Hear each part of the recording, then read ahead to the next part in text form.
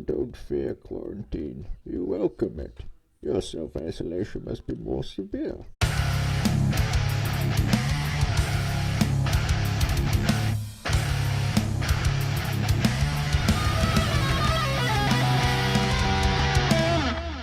What's happening, my fellow geeks are getting off? That's just cringe.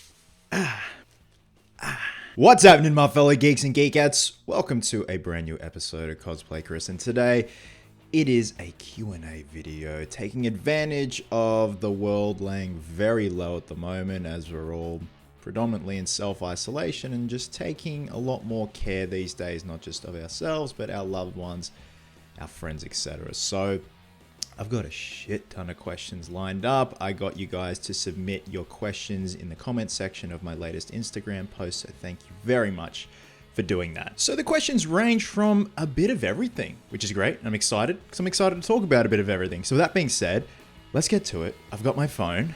What do we got? First question comes from Parasite292. How is doing the music videos for the Amity Affliction? Love the toy remodeling. Firstly, thank you for the kind words of the toy remodeling, sir. For those who don't know, 2 years ago, my good dear friend Chris Elder, who you know did the Nightmare Batman shoot for me in those sand dunes, was a producer on 3 music videos for the Amity Affliction. It was Ivy Doomsday, Feels Like I'm Dying, and DIE. And these 3 music videos were a narrative that were written by Joel, the lead singer and founder of Amity Affliction. And it was to have 3 songs from their new album, Misery, over these 3 music videos, and it was a cohesive narrative, you know, parts 1, 2, and 3, much in the vein of a Tarantino type thing, and everything kind of intertwines together at the end. And I played Matt, a cop, and it was set in the 1980s down in Victoria, Australia. We shot in Geelong. It was so much fun. It was so much work, and it was so cold. I've never felt cold like that in my life. It was an amazing experience. The boys at Amity were just amazing to work with. Very, very sweet. Very, very nice. They're just a bunch of guys. They're just so chill. So it was good fun. I had to be trained how to properly use a revolver, a service revolver, because it was set in the 1980s. I think it was 1982. The music videos are set in. So obviously our police used revolvers back then. And we also had the 1980s police garb and also 2 1980s police cars, which is really cool. Like, these things were beasts. Chris was the producer on it, and he helped get me the gig. I had to audition for Amity. I had to submit headshots and all that, and this is when my hair was long, and we kind of came to an agreement to keep the hair somewhat long, slick back, but kind of in the vein of the 1980s. The next question comes from X32843X. I'd like to know more about the man, the myth, the legend. What type of alcoholic drinks do you prefer? What do you and your buddies do for fun in your spare time? Do you have any other hobbies that don't include cosplaying or toys? What's your favorite meal? What do you drive? Are you dating anyone, etc.? Please and thanks. My favorite alcoholic beverage or type. I love a good beer. I love a good pale ale. I also love a good red wine. I'm going through my red wine phase at the moment. I'm not a red wine snob. I have no idea about red wine. I just like the taste of it. In terms of what I do for fun in my spare time, I love keeping active, obviously going to the gym. When it comes to hanging out with my mates, as simple as it is, sometimes we'll just go to the local Westfield, have a look around, have a look at the pop culture shops, stuff like that, see if there's any custom collectibles, get a feed. If not, then go to the pub with my mates. Obviously, we can't do that at the moment, so we're all just messaging each other in group chats at the moment, and it's just not the same, man. My favorite meal... Jeez, that's like asking what my favorite movie is. Full rack, barbecue basted pork ribs, sweet potato chips, aioli, and a glass of red wine. Done. Put a fork in me, I'm done. Am I dating anyone at the moment?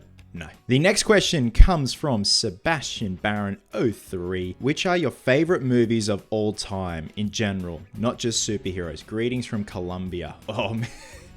Perfect segue when I said it's like asking what my favorite movie is. Hands down, 2 favorite movies of all time, and it's a tie, is the first Nightmare on Elm Street from 1984 and The Dark Knight. After that, you've got like Pulp Fiction. I love Oh Brother, Where Art Thou from the Coen brothers.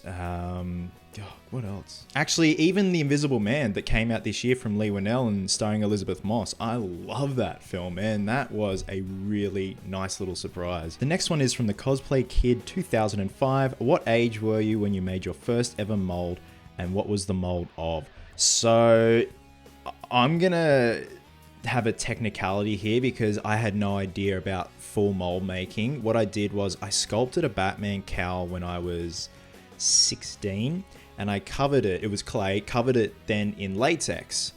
And to me, that's what making a casting was. You brushed latex over your sculpture and you pull it off, and that's your mask, having no idea that you have to make a mold and do an actual casting. So technically that was my first mold, and it counts as a glove mold. Stupid. The next one comes from my good friend Mary Cosplay. What was your first silicone mold and how did you get into that? My first silicone mold was actually a big one. It was a doozy.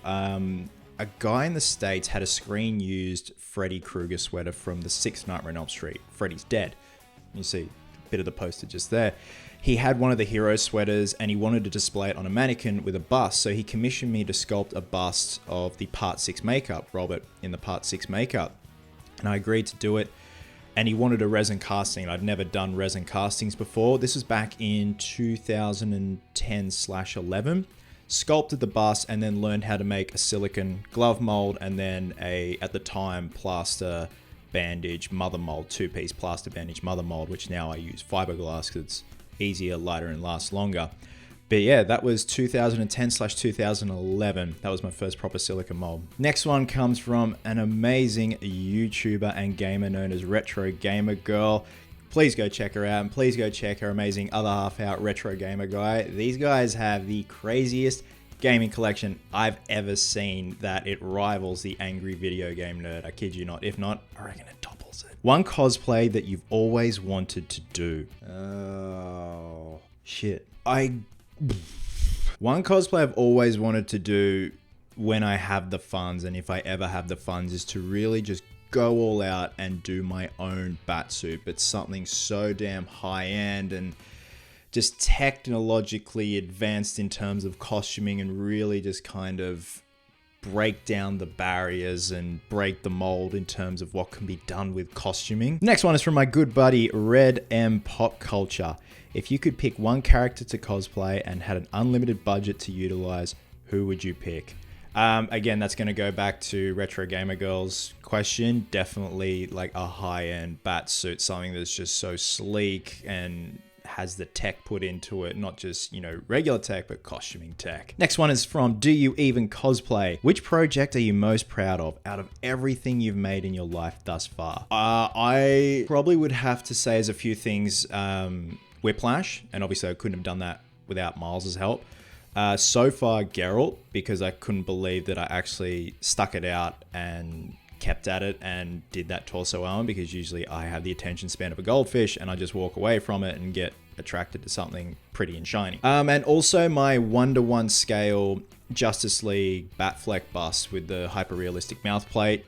Those mouth plates were so much trial and error. I have a bunch of mouth plates in storage that were just trial and error, R&D, failed attempts, getting there, getting the idea of the consistency of the resin and all that. And once I made the bust, I was pretty damn proud of that. So much so I got a cease and desist from Warner Brothers. So you're doing something good when you're on Warner Brothers radar and they send you a cease and desist to not sell them. Next one is from Fabe Nerd Guy. What are you looking forward to making the most for the Justice League Mortal documentary? So for those who don't know, I have an amazing opportunity to be part of a documentary on the failed Justice League Mortal film that George Miller was going to make, and Megan Gale as Wonder Woman and Armie Hammer as Batman. So my good friend Ryan, who's the producer of this documentary and is going to bring this whole thing to fruition, has hired me to take on the task of recreating Armie Hammer's Batman suit, the Superman suit, and the Flash suit. There are those blurry pictures out at the moment of the promotional / suit fittings of the whole cast, and they want Batman, Superman, and the Flash. So I will be tasked to recreate those, and I will need the help from all of my costuming buddies, notably Benny from Venable Effects, Milo, stuff like that. So it's going to take a village of people to help make all this come together. So probably Batman. Like, that's just so cool. And the guy that sculpted Armie Hammer's cowl, he put a photo up on his Instagram of the sculpt that he did at Weta. So it's great inspiration. It's very Alex Ross, Neil Adams, Gotham by Gaslight inspiration going on there. So I'm really jonesing to get started on that when all this craziness dies down, of course. Next one is from a good glove building buddy of mine, SCK Silver Razor FX. Do you still take orders for Freddy gloves? I haven't seen much glove you made. So now and then, when I'm feeling a bit antsy and feeling a bit risky, I will take an order for a glove. I obviously don't build gloves full time anymore. Been there, done that, had an amazing time. I just found it got very repetitive and I hate repetition, hence why I can't believe I stuck it out with the Geralt armor. Yeah, now and then I will build a glove. Actually, at the moment, I'm building a Part 6 glove for a client in Spain. So that's also going to be keeping me busy this week. I've been having a bit of trouble sourcing some stuff at the moment just because everything's kind of in lockdown. But I'm making do and getting by. So mostly my bread and butter for gloves is the Part 5 and Part 6 gloves, because the Part 1/2 and Part 4 gloves have been perfected by other glove makers like Mark Petrie, and you got Jameson of Dark Dream Design who's perfected the Part 4, the Part 1, and Jameson's actually perfected pretty much every glove seen on screen amongst custom gloves and stuff like that. So I have actually been getting a lot into the Part 3 glove. I made a Part 3 glove, Dream Warriors glove, last month. Sold that to a fella in the UK. And I love that glove. It's like, everyone says it's the boringest glove up there with the Part 5 glove, but I love it. Next one is from my good buddy Tom Burke, Tom Burke 89. Here's a fun one. Which stereotypes about Australians do you hate the most? I actually don't hate any stereotype about us. I love it when people rev us up, like that Simpsons episode where they come to Australia for Bart to apologize. I love that episode. It's the biggest piss take because we can laugh at ourselves. We have no shame. It's like that one shot when the koala climbs a telegraph pole and electrocutes himself, falls back and climbs up again. Yeah, I don't really have a problem. Like, obviously you get people that are like, oh, do you ride kangaroos to work? Yes, mate. Yes, I forego my little shitty Mazda 3 for a kangaroo's back. Or pouch. Next one is from Wyatt Ennis. What advice do you have to a person who is just beginning to cosplay? Also, keep up the good work. Thank you very much. In terms of someone just starting out for cosplay, like I always said, have fun with it, man. Just do it because you want to do it. Do it because you have a love for a character, a film, an anime TV series, a game, just anything in general. You do it because you love these characters and you find some common ground with these characters, and you appreciate the aesthetic of the character, and just make it your own. Don't ever get discouraged by it. If you do, walk away from it. Like I said in my previous video about cosplay burnout, walk away for a bit. Don't get jaded with it. If you do, just have a break and just enjoy every step of the way. And then when it's all said and done, take a step back, admire it, and be like, I fucking made that. Next one is from Demetrius Caltro. I'm sorry if I butchered that. Is the quarantine a good period for a cosplayer? Oh, hell yeah, man. If you're an introvert like me, it's so good. I don't want it to end. No, actually, seriously, I do, because I miss going to the gym, and little dumbbells out in the garage just aren't cutting it anymore. So apart from that, it's great. Like, I obviously work from home in the workshop and here, so it's not really affecting me, but there are some things that I have to change in terms of my routine and structure at the moment. Next one is from Night Archer. What's the most difficult / time consuming cosplay to change into? Whiplash, 100%. So when Miles and I went to Oz Comic Con 2018 here in Sydney to unveil Whiplash, we were down in the parking garage. We were there with Cam, Neo Gotham Hero, and Miles literally had to bring his toolbox and bolt me and drill me into the exoskeleton. And so much so, because it was kind of hot, it was starting to go from spring into summer. Part of the leather vest that I constructed had fused to my nipple, and when we went to take everything off, it got stuck and I had to like rip it off and tore a bit of skin off there, so that was fun. But yeah, getting into that exoskeleton takes a bit of time, and the makeup takes about an hour, and I'm doing that all myself. I have to get a fake tan a day before, put the grill in, the contacts, the hair. I have to darken the hair, then put the grey in the hair, put the grey in the goatee, and then the tattoos. The tattoos are the most time consuming because you want to get them right. You don't want them looking dicky or tacky. And then the drive there, and then the exoskeleton, and then your stamina. You've got to keep up your stamina the whole day, even though you're kind of restricted in this thing. Next one is from Nikolai Rose. Hardest cosplay and most challenging custom collectible to date. Hardest cosplay, Whiplash / Geralt, in terms of, time consuming. Custom collectible, the one that I had the most challenge with, and I still hate it to this day, was the Jack Pacific Superman from Dawn of Justice. And obviously you guys saw that I turfed that head sculpt and just made it look like the suit on display in the Kryptonian ship. I really hated that thing. I was so, nah. Next one is from Michael Alexander. What is something you like about each Batman actor? I love this question, man, because there is something cool and something nice to be said about every Batman actor. Obviously, Adam West paved the way for the campy Batman, but also when he was Bruce Wayne, I loved his Bruce Wayne vibes and just the energy he was putting out as Bruce. And then obviously Batman too. He could be serious when he wanted to be serious, but then obviously you cut to that. Then obviously Michael Keaton came along and just changed the game in terms of comic book films and Batman and how we perceive Batman, even though we've always perceived him as a badass. Keaton really stepped up to the plate and just did something so special and different and just changed the genre. And I love the fact that everyone gave him shit like they gave Heath shit for being cast as the Joker. They said a comedian can't play Batman, and then he puts that suit on and he's the devil in that thing. Val Kilmer was such an underrated Batman. I think his Bruce Wayne was great. Absolutely great. If anything, his Bruce Wayne is my second favorite to Affleck. And I know that's a lot to be said, but he really captured that dark and brooding Bruce. And even in the suit too. And his voice was amazing in the suit. And also as Bruce Wayne. Clooney. Clooney, beautiful man. So as Batman, Clooney's useless, but as Bruce Wayne, he was great. As it was said in the making of for Batman and Robin, they wanted a Bruce Wayne that was a lot more relaxed and just at ease with life. And he'd seen so much of life, he just has this, not a I don't give a shit persona, but just he's a lot more chill. And that's what George was as Bruce. I dug him as Bruce. And obviously there was that massive hiatus, and then Batman Begins came out and I fell in love with Christian Bale. I love his physicality of the role. I love how he just dove into the character of Bruce Wayne and Batman. And obviously, for those who don't know, Bale was a big inspiration for me to lose weight when I was younger, because I was a bit of a heavyset kid.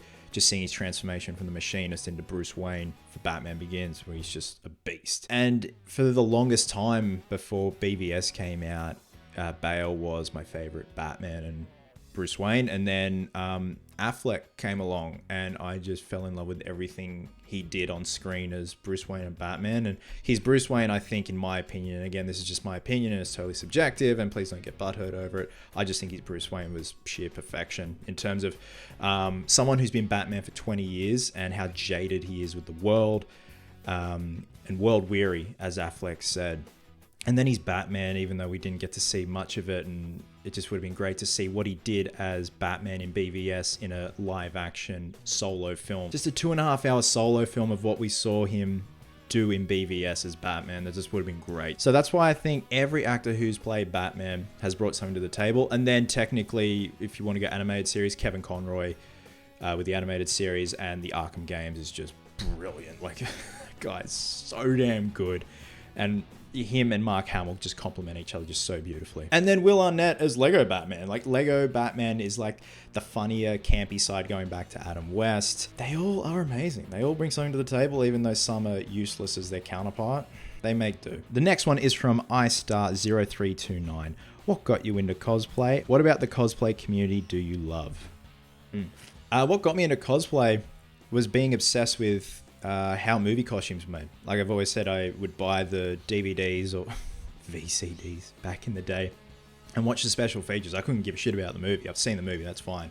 I wanted to see the special features on how they did the costumes, the makeup, stuff like that, and made vehicles, and that's what I was obsessed with. I remember back in the day, one of the best DVDs I had at the time, because I didn't have many when I was young, when DVDs first came out, because they were like 40 or 50 bucks, was Fellowship of the Ring, the original Lord of the Rings on DVD, and the special features for that with the armor and the weapons and the makeup. I just kept watching that over and over. So once cosplay came around and it was kind of this thing where everyone was just making these high quality costumes and going to cons, that's what really got me into it and like changed the game for what I wanted to do with my career. And what I love about the community is just the camaraderie of it. Like, I have made so many lifelong friends, dear friends I trust my life with because of this hobby. And I've been fortunate enough to make this hobby into a full-time gig. Granted, it has its ups and downs because most of the time it's freelance work and you can't rely on it, but you make do.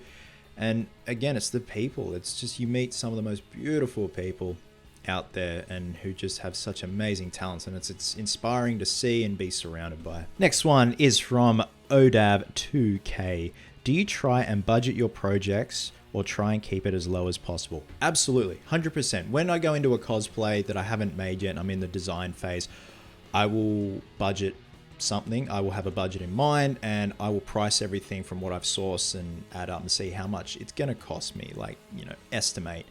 But along the way, there are shortcuts that I can take if it saves me money, and I will definitely try and save a penny here and there. There are times where you just have to go all out and spend the money because it will show through on the final result that you've put the work in and got the proper materials or got a proper piece. For example, I dropped the ball on the Geralt wig the other day off Etsy. It's coming from New York. Beautiful looking lace front wig. So that cost me $450, which is actually not bad for how beautiful this wig looks. Next one is from Ben Oakman. If you could have a beer with any celebrity, who would it be? So there's two people and they're now sober. One is Steve-O from Jackass, and next one is obviously Mr. Ben Affleck. Even though these guys are both sober now, they can have a cranberry juice. I'll have a pale ale or a glass of red. Yeah, I would definitely love to pick their brains because they have just had the highest of highs and the lowest of lows. If you guys, and this is a bit full on, this documentary, it's on YouTube. It's called Steve-O Rise and Demise, and it does show drug use. So please be warned, there might be an age restriction, but it shows Steve-O home footage of him just doing all these narcotics and him at his lowest point. And it's just, if that guy can get sober and get his life together, then there's no excuse for anyone else. And obviously with Ben, all the trials and tribulations he's been through with his personal life and his celebrity life, I just do want to pick their brains and how the hell do you do it and just stay at it. Next one is from Prezuzo. Hey Chris, just coming off your burnout video, how do you have the patience to pull off these insanely intricate creations without losing hope? It can be hard to see something through when it doesn't seem to be going your way. Man, I love this question. And a lot comes down to editing with my videos. You obviously don't see the nitty gritty stuff because a lot of times there's so much stuffing up, which I try to show in videos from time to time when something doesn't work and be like, hey, I tried this doesn't work, but I learned to do this instead because I love showing people that it's okay to fail. In fact, it's integral to fail sometimes because that's how you learn. You have the final image in your head and you're halfway through creating something and you're not jonesing, you're not keen enough to see it through, but that's when, again, you have to walk away for a bit, have a break, go do something for the day, go do something for a couple of days, go do something for a week, whatever. Just know that there is an ending to it. There is an ending to this piece, but you have to put in the hard yards and put in the work because no one else is going to do it but you, unless you pay someone, but then what's the point of that? Next one is from Official King Amari. How's life? Oh, and any hint/idea of what the next Chris's custom collectible is going to be? All things considered with what's going on in the world, life's good. Can't complain, man. It's a good day to have a pulse. Yeah, in terms of the next custom collectible, it's going to be a doozy. So yesterday I picked this up and I also have these left over from the Tag Mods PC Tower custom collectible I did with Ethan and James. So combine those two together. What do you think I'm going to do with them? Next one is from Young Tusk. Do you miss your long hair? No, not really. I've still got the ponytail in a bag in my closet. No, look, I did everything I wanted to do with it in terms of cosplays and just get photos to look back and be like, hey, I had hair that long. I may regrow it one day, who knows? But for the most part, I just like having short hair now. It's great to get out of the shower and just tussle it with a towel. It's done. Next one is from Spider L. This question is rather simple. Most comfortable cosplay? Hands down, Casey Jones, Captain Boomerang. Next one is from Nearsighted Spidey 98. You're one hell of an inspiration, but my question is, when you're making a video, what whizzes through your head when you're booting up? Meaning, what gets you in the superhero and silly mindset we all know and love? Usually I'll get up, make a coffee, get myself in the mood to know, what I'm filming today, what I want to touch on, what I want to talk about. And during that moment, that gestation period of like an hour, that's when I get really jonesed up. I'm charging the camera, charging the light, and I set everything up, and then I'm just good to go. And because obviously I'm passionate about it and love talking about it, it just makes things a lot easier. Next one is from Ren Garcia 79. Out of all the 8 Elm Street films, which version of Freddy looked the best? The makeup, sweater, glove, etc. in your opinion?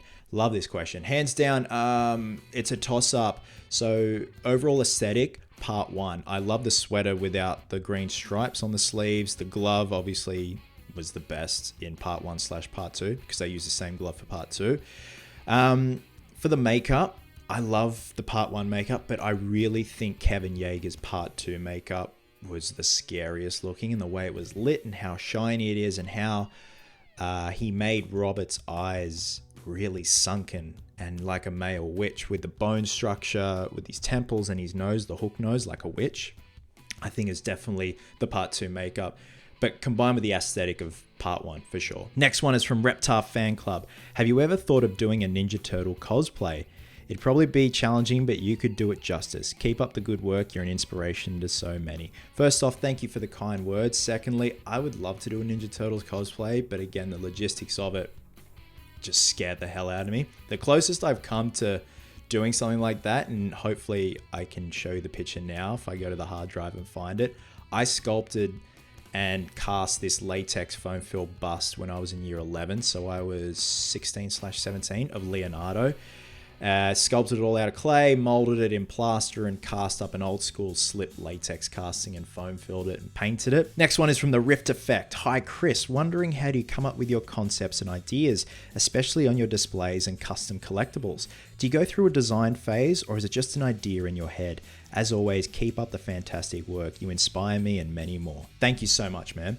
Oh man, I need a quick drink of water. I'm talking too much. I notice sometimes I get the stringy bit of saliva when I've spoken too much. It's so gross. I'm sorry. I'm going to be straight up. Most times out of 10, I am winging it with my design phase process, especially when it comes to custom collectibles. It's very on the spot thinking. It's just like, oh, geez, that could work, and just incorporate all these things together. I'm not going to sit here and boast and be like, it's a 6-month design process and it's a logistical nightmare. No, it's just thinking on the spot. And that's what I love. I love coming up with stuff on the spot.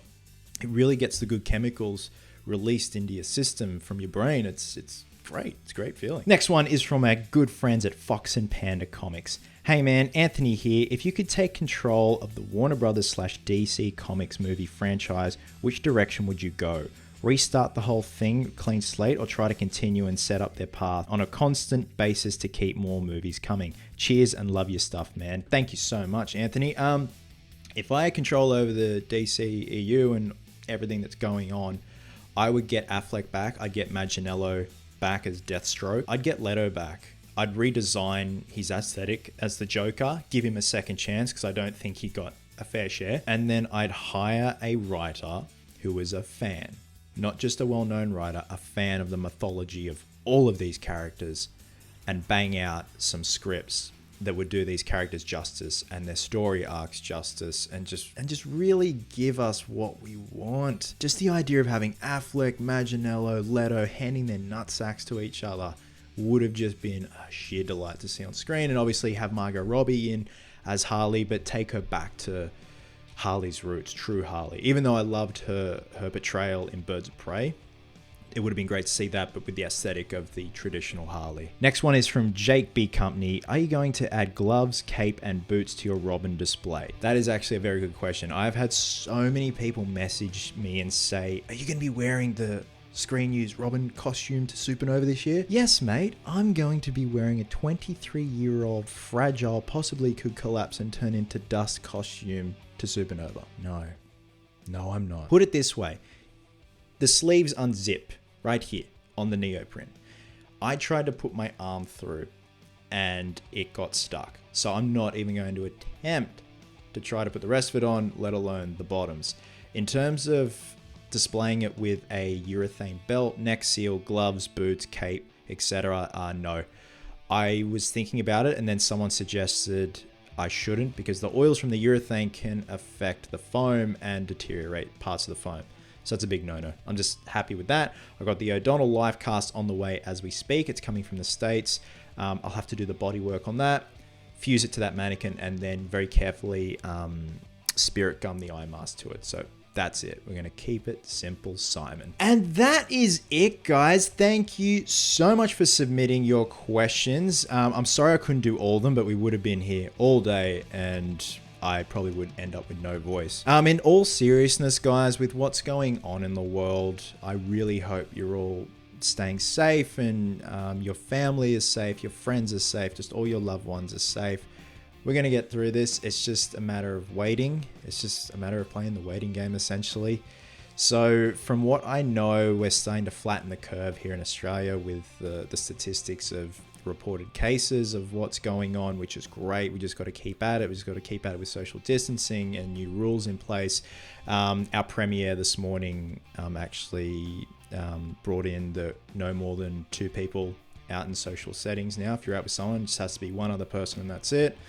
So we're getting pretty full on. We probably are going to go into stage 3 lockdown, which is total lockdown from my understanding, because apparently New South Wales has the worst reported cases, I think, at this point in time. I could be wrong. Could have changed. But just keep yourselves busy. Keep your minds busy. If you're feeling anxious, talk to someone, talk to a friend, talk to your loved ones, your spouses, your parents, your grandparents. It's just not worth bottling things up at a time like this. Just look after yourselves, look after your mental health, and we'll come out of this the other side and just laughing about it, hopefully. And I mean that in the best way possible. So, it's just gonna be one of those things where you just got to let it do its thing and just kick it in the nets. Guys, thank you so much as always for watching. I'm hopefully going to get started on that new custom collectible with the Teenage Mutant Ninja Turtle figures and that very vintage TV that's older than me. Again, wherever you are in the world, have yourselves an absolute safe cracker of a day. Wash your hands. Hope you're well. Hope you're happy. Be merry. Be silly.